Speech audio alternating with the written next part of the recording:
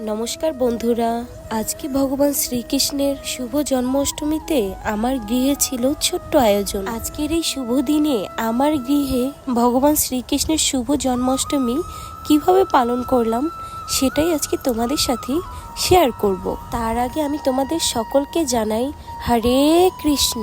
শ্রী গোপালের কিন্তু মিষ্টান্ন অনেক পছন্দের, তাই আমি ভোগ নিবেদন করার জন্য শুরুতেই মিষ্টান্ন রান্না করেছি।